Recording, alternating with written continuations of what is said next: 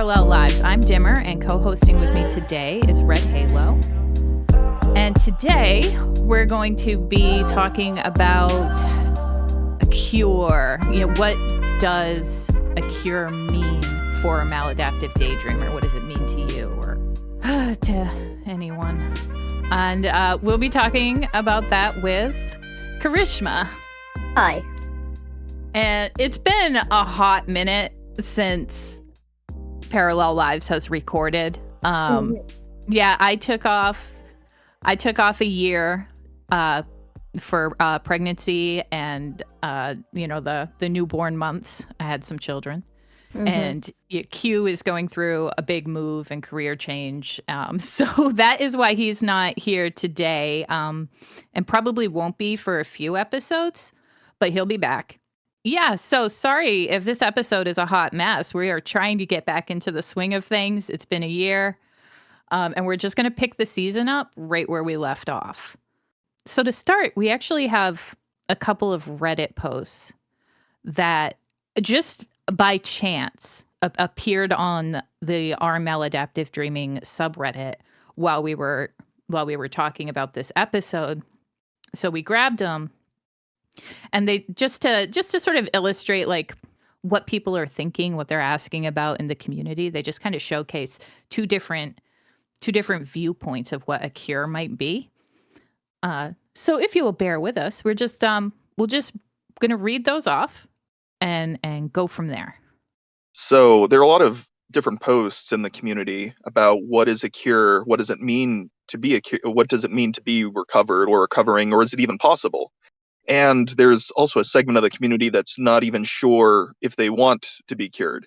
And there's a lot of debate about it, and there's a lot of talk about it throughout the years.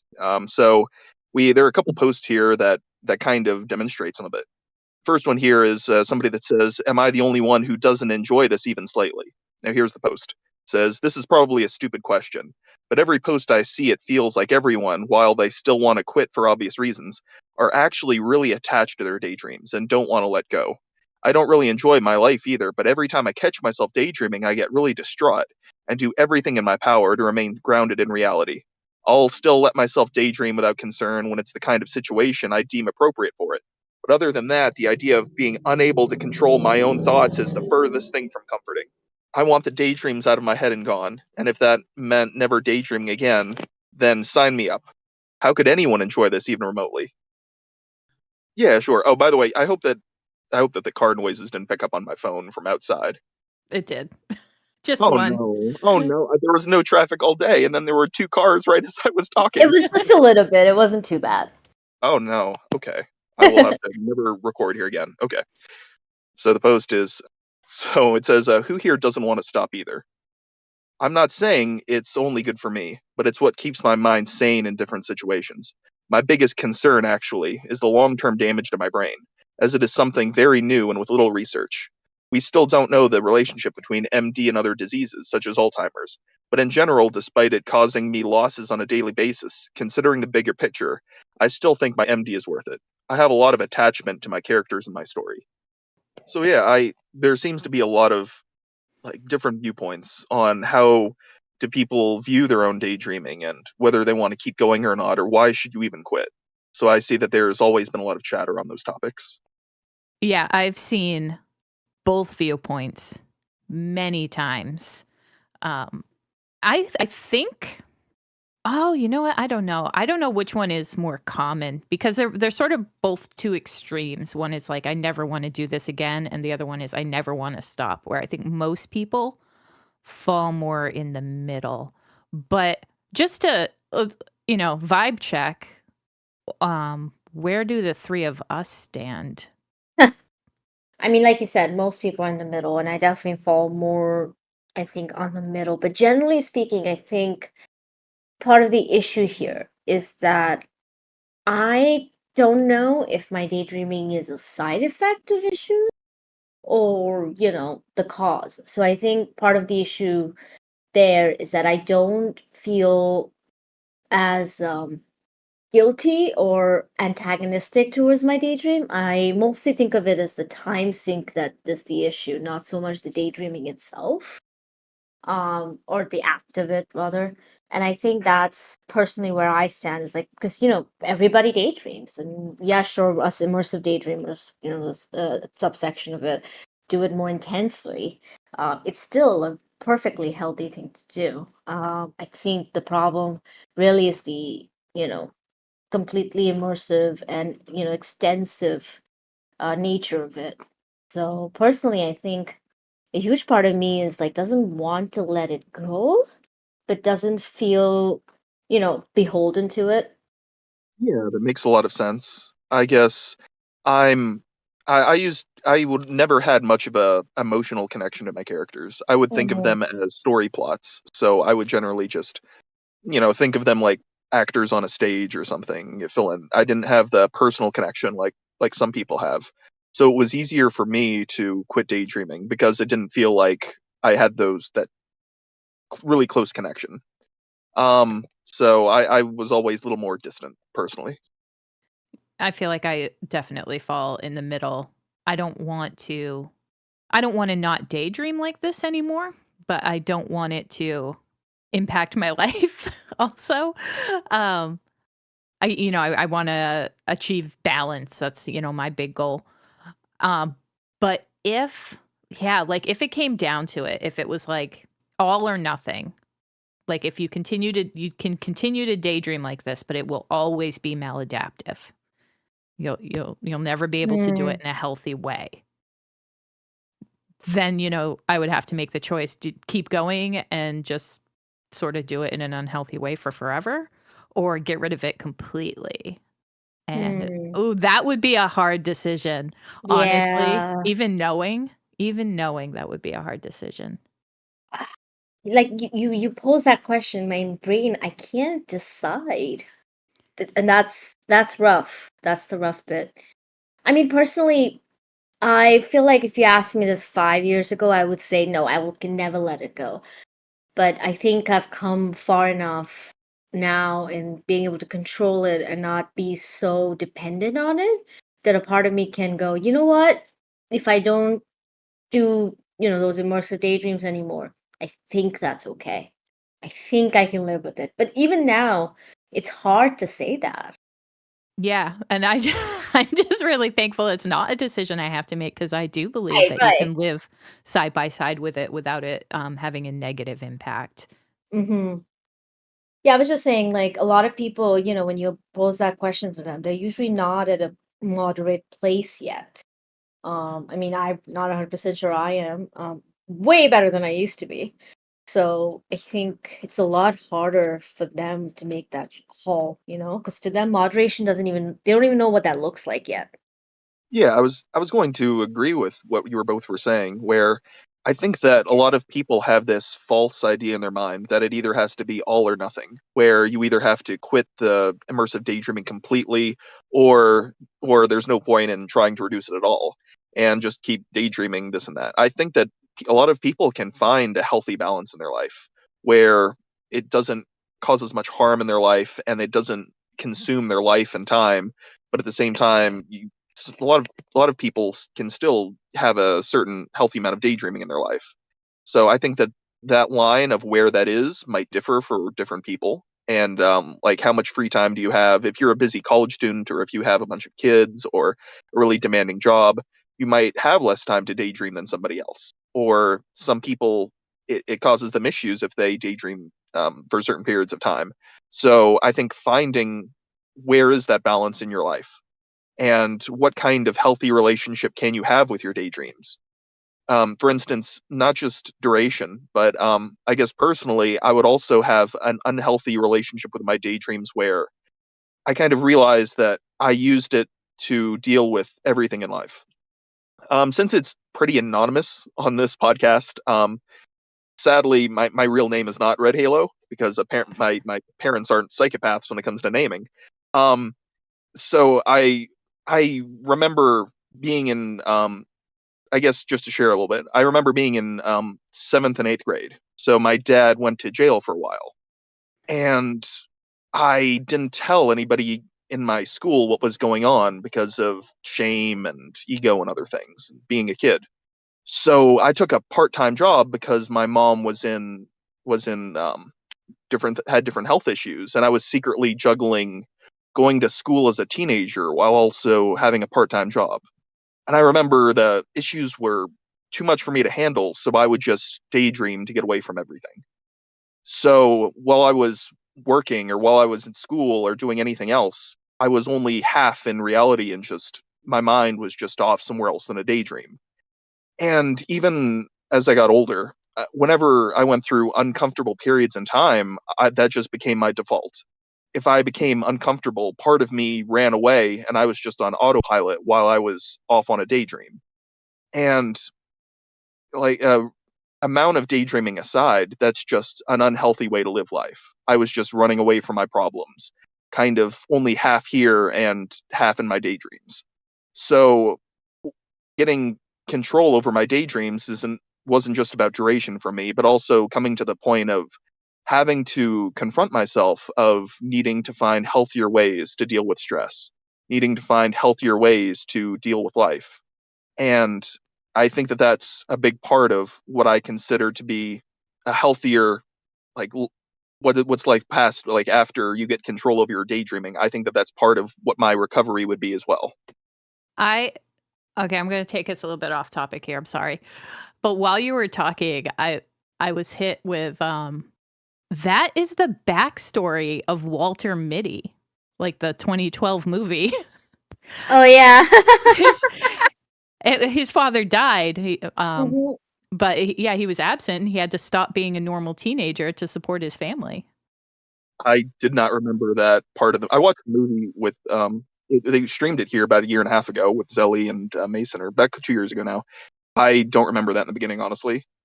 Yeah, you don't find out why he's a daydreamer until later in the movie.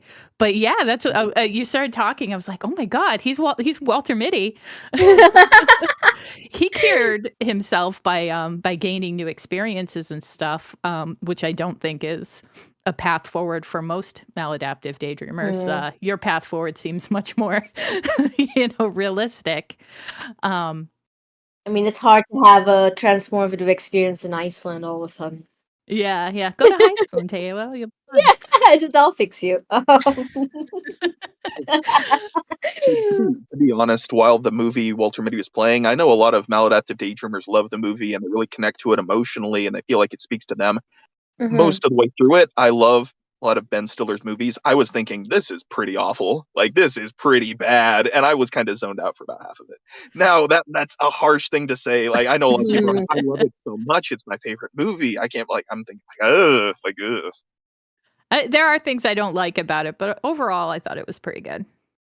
Yeah, I'm not quite that attached, but overall, I think it's solid. I don't think they were trying to go for maladaptive daydreaming or anything. I think it was just a random sort of idea. Yeah, it's so that's because I made a big deal. We did an episode on Walter Mitty the movie. Mhm. Um, so you can hear all about what I think about it if you want to look back at our past episodes, dear audience. Uh, oh, I lost my train of thought. Where was I going with that? Oh my god. They weren't, or Walter Mitty, or at least the beginning stages of Walter Mitty, like it's not based on maladaptive daydreaming. We just Mm. happen to be able to see ourselves in it. Um, and it's just I don't know, it's just so wild that the story of it lines up so well to so many maladaptive daydreamers. But that brings me around. Halo, do you remember? Like you were a teenager when this started. Do you actually remember the onset of MD? I always daydreamed even when I was a little kid. I think it's pretty normal to daydream a lot as a kid, like immersively almost, but I think most people just grew out of it, and I think I was at least part of the group that just never seemed to grow out of it, and then just kind of still had that unhealthy attachment to it. At least that's how I view it. Like most people, there was a blogger that I would follow. Hyperbole and a half was the site, and she had a story about how when she was little, she would pretty much immersively daydream, though she didn't use those terms, about like being on the playground and having these wild imaginative stories and things. But at some point, it's like she just lost that spark and she just couldn't do it anymore. I Huh. feel like I always daydreamed like that, like a little kid. I just never grew out of it, and then I just had the unhealthy attachment like other people here. At least that's how I view it. Yeah, that's something we've heard before. That it starts out immersive, but then something happens, and that something can be anything, circumstance, physical or mental illness, trauma, whatever. And that's when it turns maladaptive because you turn it into a crutch. I don't remember when mine became maladaptive. I think that was a slow process. But the fact that we start so young, or many of us start so young, even if it's not maladaptive, you start immersively daydreaming very young, and you grow up side by side with it. When you get to the point in your life where you're like, okay, I have to do something about this or figure out what this is, and then you see people talking about like y- using words like quit and cure, like at some level, it almost feels offensive. I agree that for a lot of people it feels offensive, but I think for the background for this question, I think it might be worth it to first go back and say why should people quit, and what are some of the negatives about the daydreaming, and what's connected to it. Because a lot of people, like myself included, before I knew about this, I didn't realize that a lot of the negative things in my life were connected with the daydreams. I thought it was separate.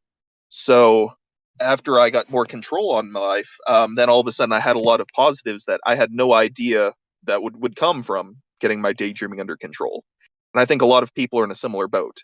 When you Yeah. say stop daydreaming, get control over this and that, they're thinking, why would I ever want to stop this? This is amazing. This is my favorite thing to do. Why would I ever want it's like somebody, saying, you know, just stop eating dessert for the rest of your life, quit eating, only eat raw spinach. And you're like, that sounds awful. I'm not gonna do that. So I think that a lot of people might need the explanation of, what are the harms and why should you quit? And what are the positives for getting control over it? Oh, how did that? Because you're in the process of recovery, right, Karishma? Like, how did that shake out for you? How'd you notice? How'd you even notice that it was hurting you? And like, what benefits have you been able to get so far? I mean, that's the thing I was about to say. My experience is actually very different because for me, I always knew that this is something that is negatively affecting me. As long as I've known of the habit, even when I didn't know the language, maladaptive daydreaming, even then I always, kind of blame myself for wasting time and being lazy and blah blah blah. And I associated those ideas with the daydreaming. But what happened with me personally is the reverse. I started working on things like factors of I started working on my depression, go therapy. I got diagnosed with ADHD and I started working on that. And then almost not without any effort, but almost a lot more like a side effect, my maladaptive daydream started reducing quite significantly to the point where now, earlier it used to be like, I don't know, 40 hours a week almost. And now I would say, I don't know, 4 hours a week, which Oh is wow. totally manageable. Way, way less. um, and so for me, that process was a lot more reverse. By trying to work on other aspects of my life that were causing me anxiety, I was able to better control. And because that's what it was for me, right? And I think that's true for a lot of people, is that the maladaptive daydream is a kind of release for anxiety or depression or whatever it is that you're trying to find release for. Yeah. Yeah, I definitely think so. And I don't know. I feel like I started this episode and my mindset was sort of on like was a little too focused on Mm, what cure means as far as like reducing the act of daydreaming, when actually a lot of what a cure and recovery should be focused on has nothing to do with daydreaming. It's treating uh, anything, any underlying issues or circumstances that are driving you to it. I mean, that's definitely how it shook out for me. But I know that some people The daydream might be the thing that's stopping them from fixing those things, and so maybe that's where you got to start. And I think it's such a personal thing, you know. It is. It's so hard. I want this podcast to help people and give them good advice, and that's, why we try to have guests with different experiences on, because it's just impossible to sit here and say, like, this is how it is and this is the experience and what you need to do, when everybody is coming at it from like all sides. Nothing we say is going to work for Take this everyone. pill, you'll be cured. Yeah. Some people don't have any underlying issues to work on. They just don't. Mm. Like, I know it's a little weird, but those people exist. And treating their ADHD isn't going to help them. They don't have it. Yeah, absolutely. I think to go along with that, I think Sulfur Dudek, one of the top researchers for MD, I remember her saying that like a tremendous, like the majority or the vast majority of MDers seem to have other comorbid disorders as well.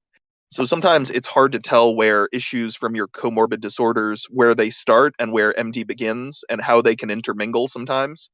Yeah, I definitely, one of the top recommendations that I think everybody gives is, if you have other disorders as well, oftentimes working on those can help with your daydreaming as well, in some way.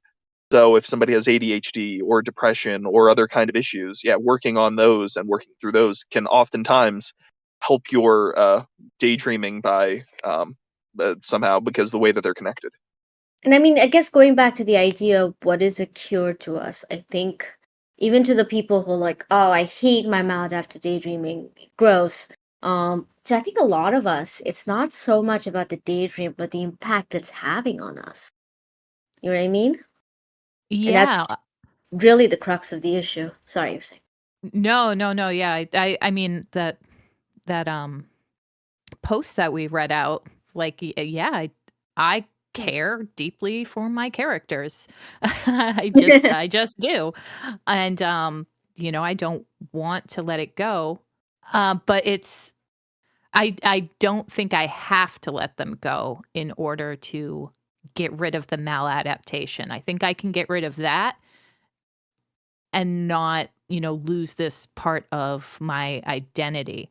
And I do think that for a lot of people, especially mostly the people who do have an emotional connection to their characters and stuff, um, they're it's part of their personal identity, and they're not willing to lose it.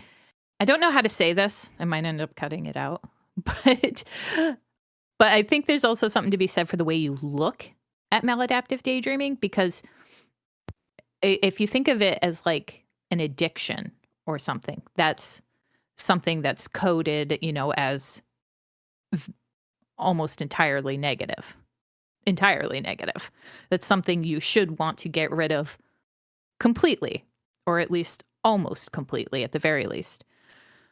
But if you look at it as something like neurodivergence, there's I don't know what good parallel. Like, there's nothing wrong with the ADH brain. There's nothing wrong Mm-hmm. with an autistic person. They just think differently. Mm-hmm. So if you're coming at it from that way, like cure, like there's nothing to cure. Right, like the difference between cure versus accommodation, I guess. Like, how do I make it so I can better deal with it rather than get rid of it? I think another way is also to look at it as if people can be addicted to anything. The brain is wild. There's TV shows where people are addicted to eating pickles or the stuffing out of couch cushions, or shopping or gambling or TV shows or scrolling. The brain is an amazing thing where we can get addictions to pretty much anything. And our drug of choice, the people here, seems to be daydreaming. So daydreaming is like certain addictions of either positive or neutral things that we just kind of take too far. It's like if somebody has an addiction to food, or somebody has an addiction to other just normal everyday things. It's still fine to, once you get control over over your addiction part. It's still it's still healthy to daydream. Everybody daydreams to some extent, and when we can still have a healthy amount of immersive daydreaming in our lives. But we just have that unhealthy addiction to it where a lot of us daydream instead of talking with friends or family, or we're busy daydreaming doing something instead of actually doing our dreams, and we're just stuck in daydreams of it. Or we stay up all night and like until the wee hours of the morning because we're busy daydreaming instead of sleeping, and then it just causes this awful cycle. So definitely the daydreaming can be healthy, but we have a very unhealthy relationship with it. That's how I've always conceptualized it, is like, as an eating disorder. I know it's Mm, we talk about it like an addiction all the time, and when you say addiction, you compare it to like alcohol or heroin or something. But I think of it more as on par with food, where you will never not be able to eat. That is how the human body works and mm. functions. But you can gain a healthier relationship to food. I like that because I've always struggled with the addiction idea of maladaptive daydreaming. Because I, like you said, always compare it to alcohol. I'm like, but alcohol you can let go. Daydreaming, like you can't shut your brain off. You can't get rid of your brain. You know what I mean? But I Mhm. think a food parallel works way better because you're gonna have to eat. Food is always something you're going to have. So it's more about figuring it out. How do I relate to food? Yeah, and to go along with that analogy, I think it's not just about like how much people eat, but also what is your relationship if you do have like the food addiction that you were mentioning. Like I know a lot of people are, like myself included, are more stress eaters. Where if we go through stressful situations, some of us say eat more junk food or things that we shouldn't. And I know a lot of people have the same feelings with daydreaming. Like some of us, if we're feeling uncomfortable or sad, or if we're in certain triggering emotions or parts of our lives, then we can really fall back into the daydreams because we use that as a way to cope or to deal with situations. And I think part of that is also like, what is your relationship with the daydreaming? What is your relationship with whatever addictions you have?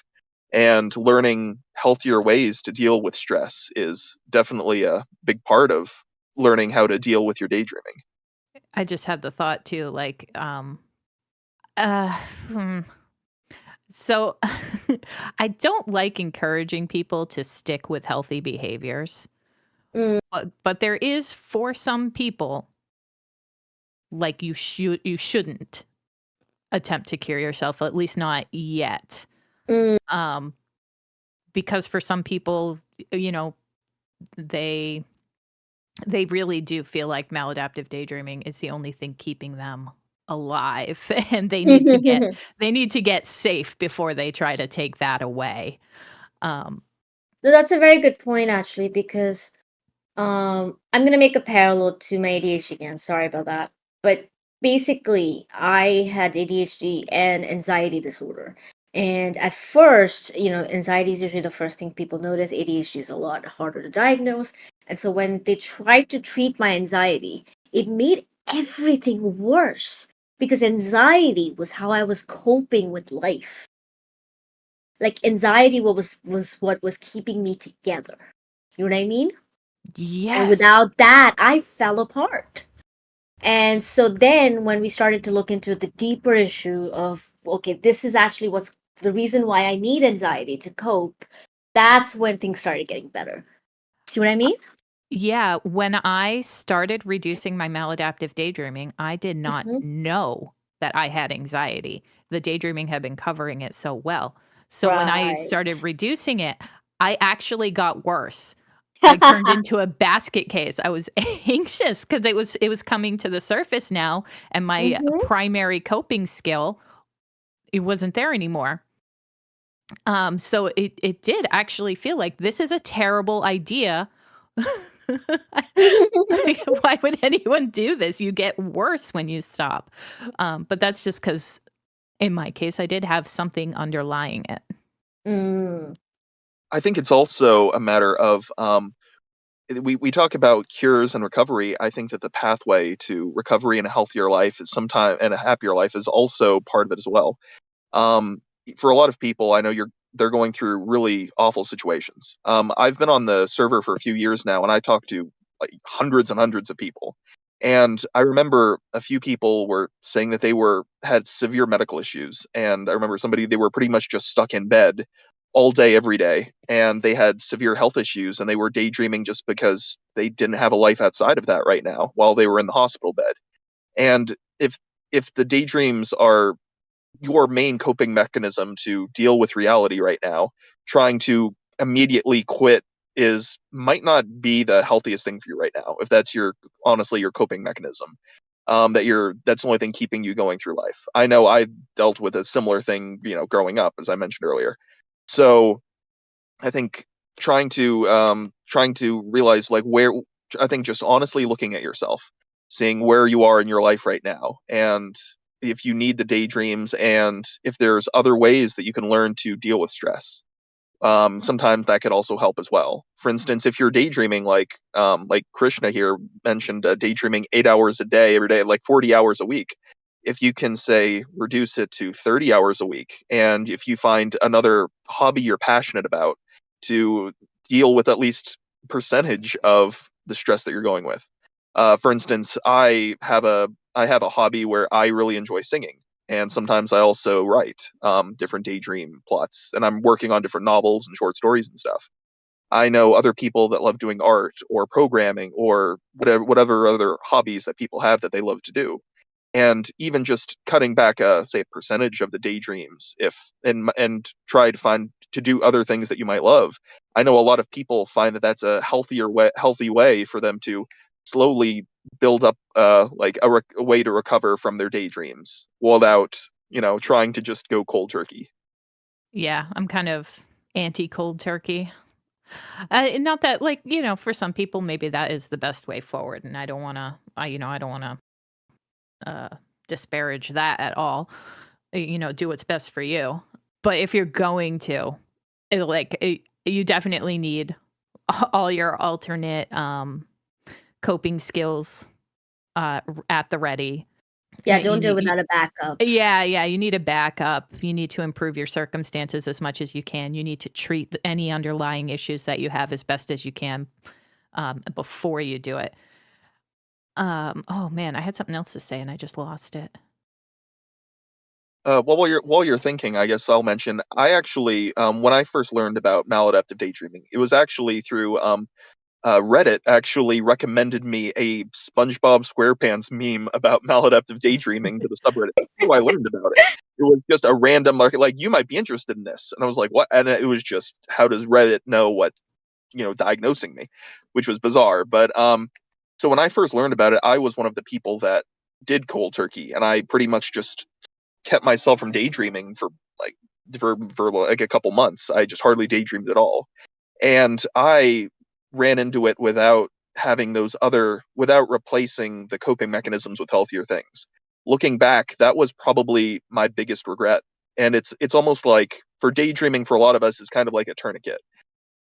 Has underlying symptoms. We're dealing with issues, and we daydream to get away from it, or to handle stress, or to handle anxiety. And it's like, if you have a tourniquet, it's not ideal to live with a tourniquet your entire life.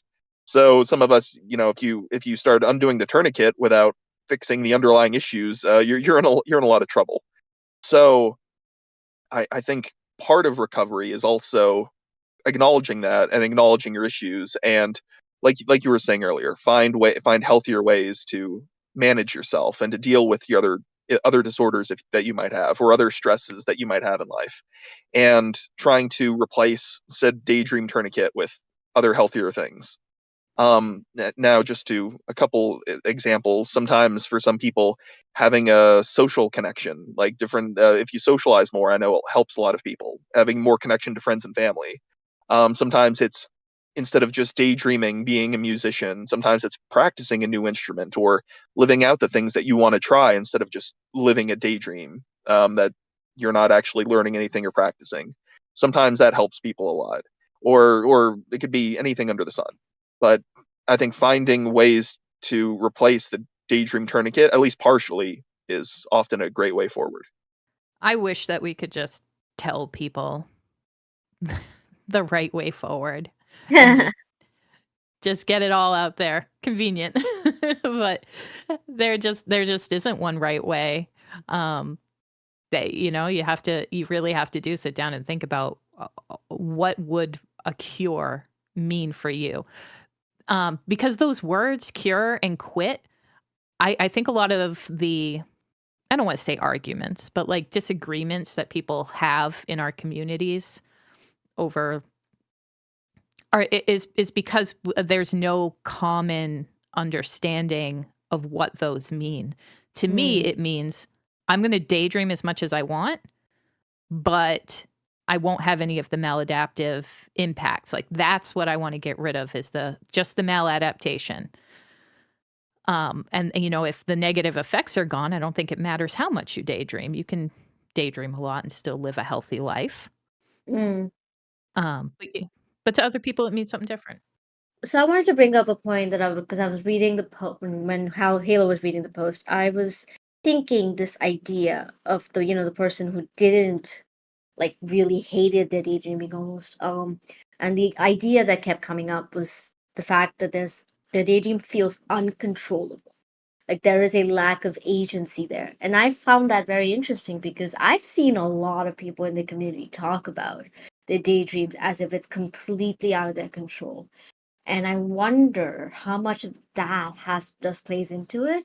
This feeling like you can't control your own brain. And I don't quite relate to it, but maybe it's because I'm in a better place than I used to be. But I think that's an important thing to think about because if you don't feel in control, then it's a lot harder to say, hey, just go cold turkey. Hey, just replace it. You know what I mean? Yeah. I don't know. I kind of wish I could ask that person exactly what that meant now, because there's varying degrees of control. And Mm, when I feel out of control with it, I don't feel out of control in that, like, um, it's not a I don't know. hallucination, right? Yeah, It's not like more. schizophrenia where things are just coming into your brain or, No, no, no, no. nothing like that. I feel out of control in the way that like um a nicotine addiction. Like Mm, I control when I smoke a cigarette, like I have to go find them and choose to smoke one.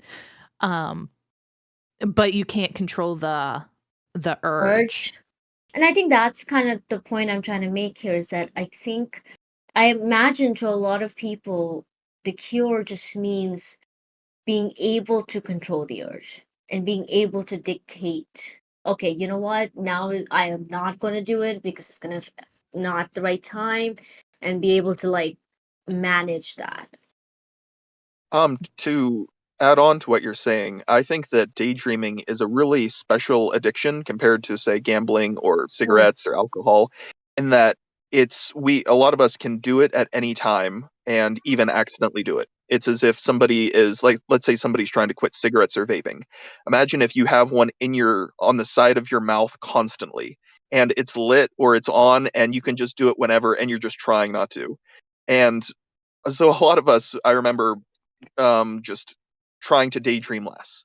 But then I'm looking at like the price of bananas at the store, and I think, oh, the price went up, and I think about like you get bananas and going to some other place.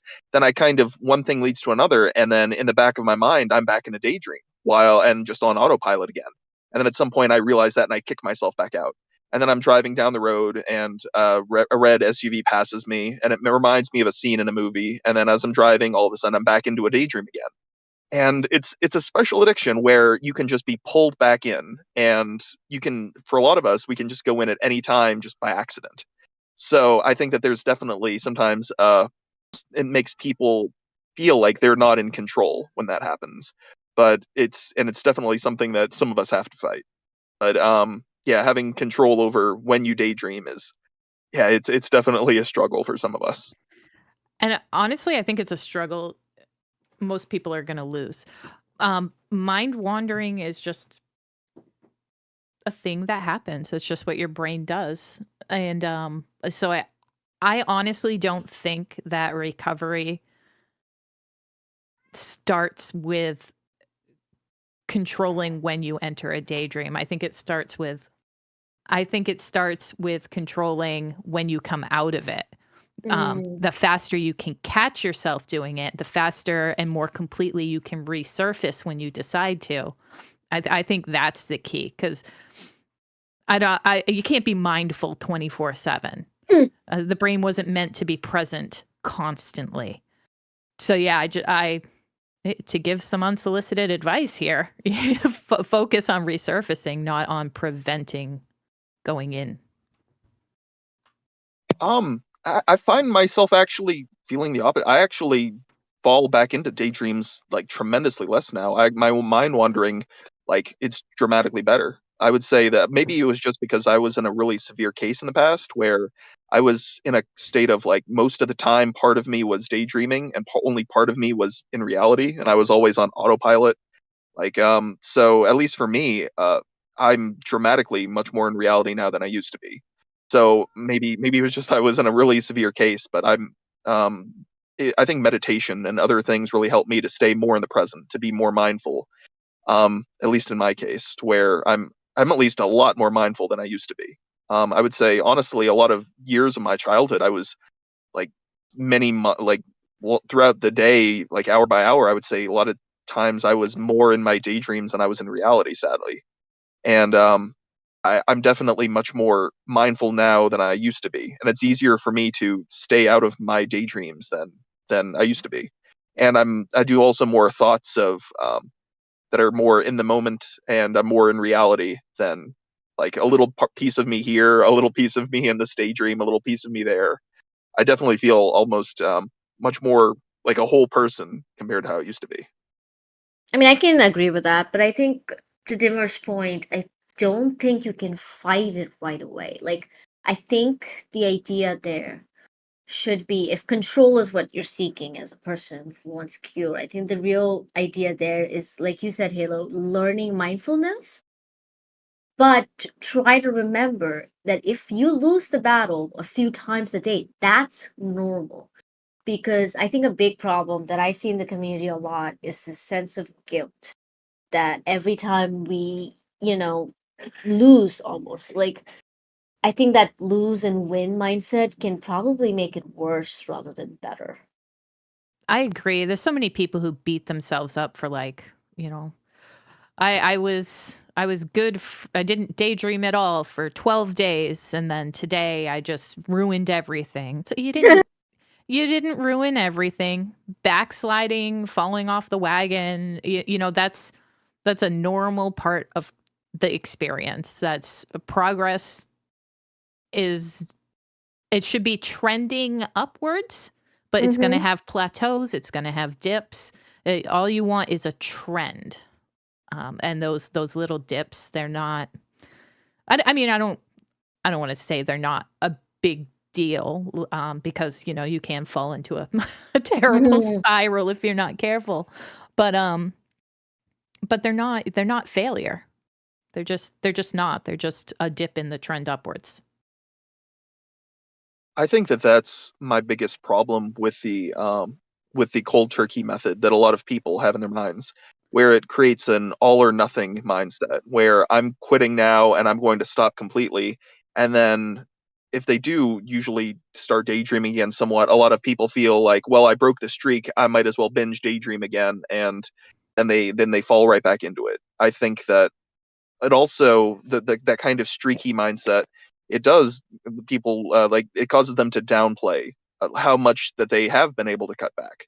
Like if you're daydreaming 30 hours a week, or how much ever you're daydreaming, if you're able to cut it down by 10, 15, 20% even, I mean that's a large improvement. And over time, at the in the moment, it might not feel like it, and you might feel like, well, I'm still not where I want to be. But it's kind of like you're climbing a mountain. You might not be at the summit yet, but you're still making a lot of progress. And sliding down a little bit here and there doesn't take away all the progress that you've made so far. And I think that that growth mindset is a whole lot healthier than the all or nothing, either lose or either failure or win kind of mindset. Yeah. Switching gears just a little bit. Like this is such a personal experience and such a personal journey that's going to be different for everybody, and we just can't possibly speak to everybody. But we do happen to have on hand 3 actual maladaptive daydreamers in the process and various stages of recovery. So, just to give some solid, just like real world examples, what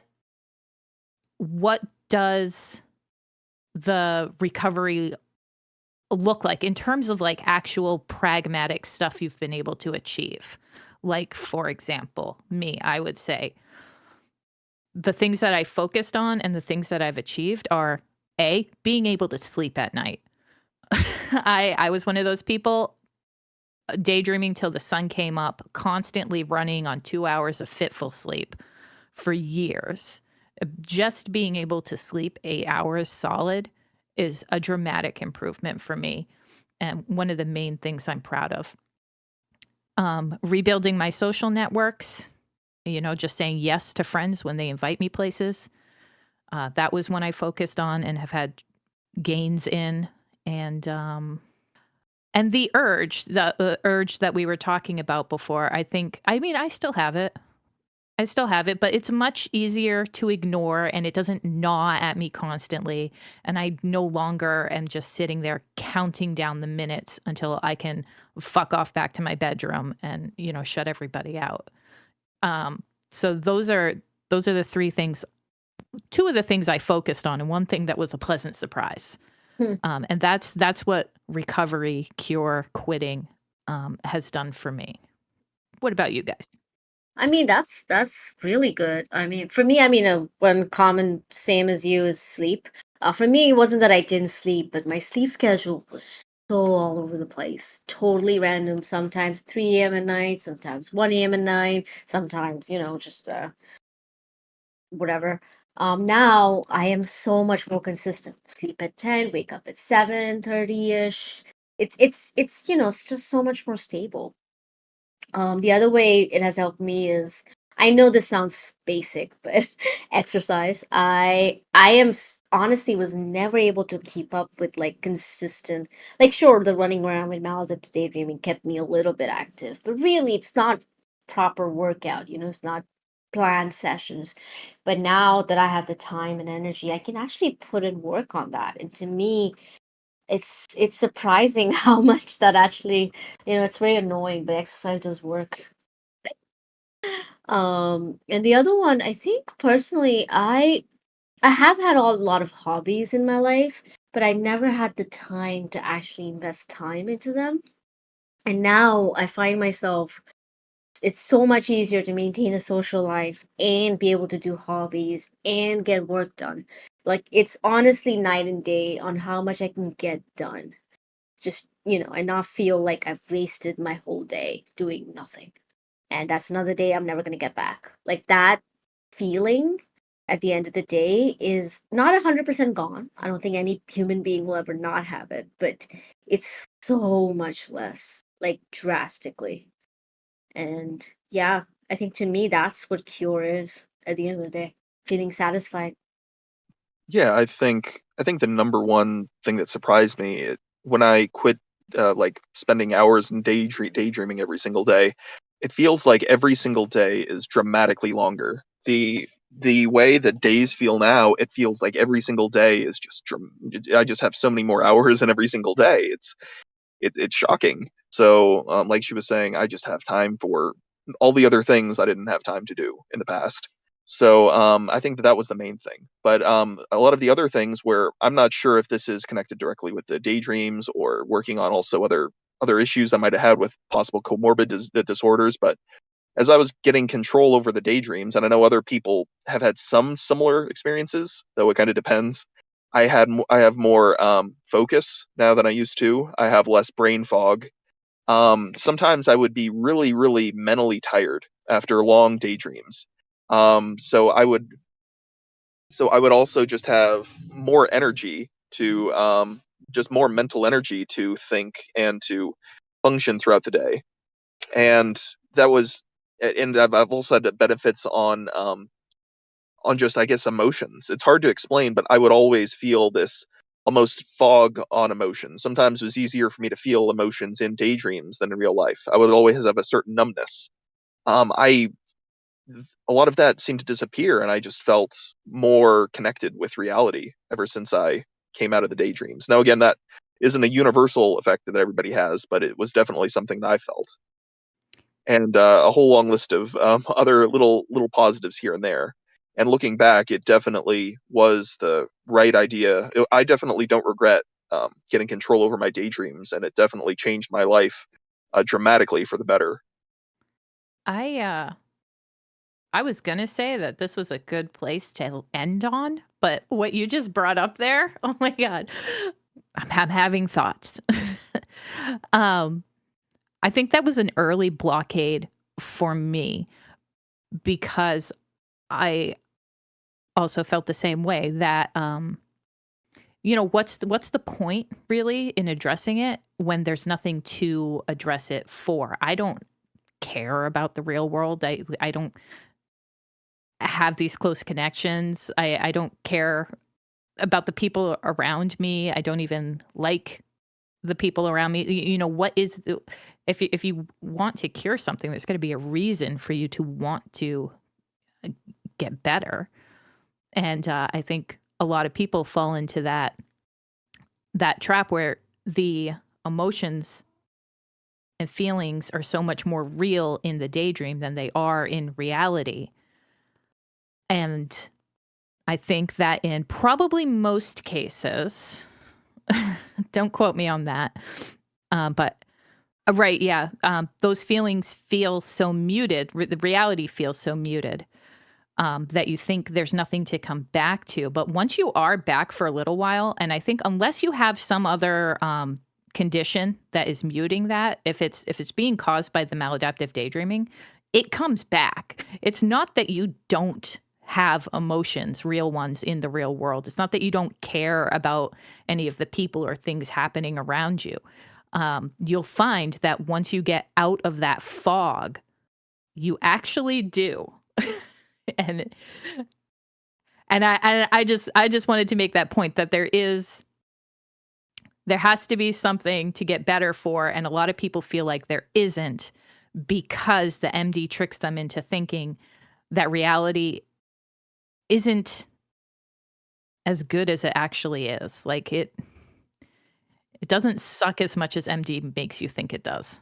The And numbing to tie in effect. with that, I guess that there are two other points I just really want to quickly make. In that, a lot of people, I forgot to mention earlier, another major improvement was that the little things in my life, doing chores around the house or doing little hobbies or doing things that I enjoyed doing, I felt much more pleasure after once I got control over my daydreams and I wasn't so reliant on that for whatever serotonin or dopamine or whatever kind of happy feel good chemicals it gave me. After I kind of broke that addiction and I was working on it, I feel happier and I feel better just doing little hobbies, doing even small chores around the house. Mm, It's almost like everything feels brighter, everything is easier to do, and I enjoy more. It just makes every little thing in life more enjoyable now. And I think it's almost like I know some people who had sleep apnea, and some of them are older who had it for something like 20 years and they didn't realize how bad it was. It's just, yeah, I snore, but whatever, it's not a big deal. Like a lot of people have MD, they think, well, yeah, I daydream, but yeah, and they just think, why would I want to quit it? But then the people I know with sleep apnea, they get a CPAP machine and they start working on it and they say, holy moly, this is life changing. I didn't realize how bad I felt or what life was like without this thing holding me back. And I think a lot of people underestimate what it's like to be free from this addiction of maladaptive daydreaming and to have control over your life again. I think a lot of people in the community really underestimate that because they don't know what it's like anymore to be past that. And I think that that's something a lot of people also need to remember that there are a lot of positives. And I guess to also one other thing I think we didn't touch on earlier is that there's a lot of false myths that a lot of people worry about when they quit daydreaming. For instance, I know a lot of people say that they worry that they're no longer going to be creative. They say, "Oh, I daydream different worlds and ideas and stuff." And without that, I mean, what am I? I'm just a shell of a person. I'm no I couldn't be creative anymore. And I think that that's absolutely not the case. that a lot of people, if anything, become more creative once they're able to put those energies and energy and juice, creative juices into actually creating things. That a lot of people are more creative than ever after they get more control over their lives and get better sleep and get better the focus in life. And yeah, I think generally people have much more to gain than they realize. And I mean, I want to say that, like, I think the biggest thing that I realized once I got better control over my daydreams is that I am not my daydreams. I think that identity issue can creep up a lot where we identify a bit too much with our daydreams as if without them we aren't anything. And I think that is a fallacy that we really need to break out of if we need to, if cure is ever possible. Like that fallacy is going to stop you from healing in any real way. Yeah, I do think that's a big myth, is that reducing or stopping MD will take something from you. And I really don't think it takes anything from you. I think it gives something back. And I think that's the other myth that goes hand in hand with it, is that a cure or quit or stop means never daydream. And that's not what I think it means to most people. Oh, I don't know how to end this. That's kind of a weird point to end on. Let's see. So maybe you could say something like, by the way, next we're going to be having future episodes, and if you're interested in sending us topics, feel free to write something in the comments, and we're going to talk about some of the future YouTube comments on future episodes. If you have any questions or comments or thoughts, something like that, get that algorithm engagement bonus. I don't have to say that. I'll just clip what you just said. Ooh, okay. Oh. Nice job. Karishma, any final thoughts? No, I mean, I think that was some really insightful discussion. It's just such a broad topic, and I really want to know what other people's definition of cure is.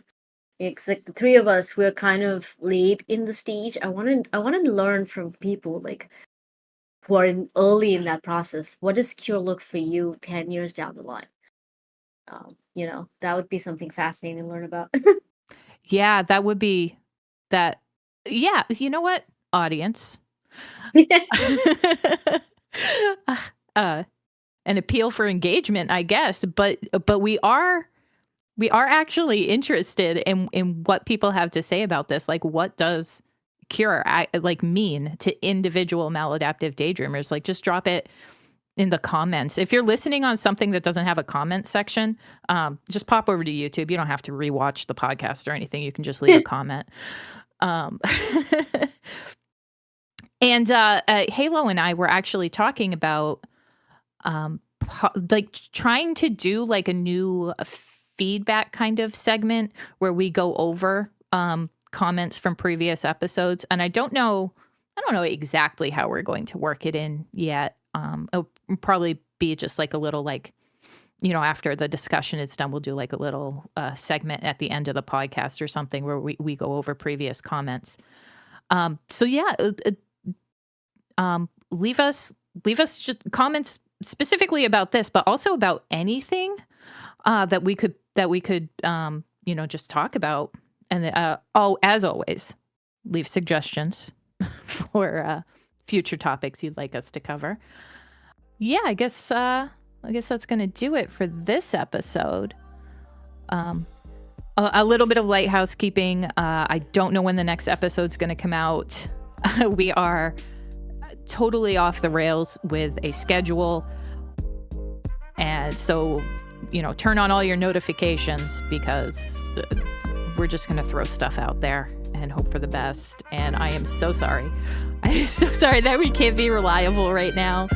We're trying so hard. But hopefully we'll get back into the groove, and eventually things will even back out after our long hiatus. Awesome. Yeah, so that's going to do it for this episode. Thank you for coming. Thank you, Halo, for filling in for Q, and Karishma for just coming on and being willing to talk about it, Pleasure.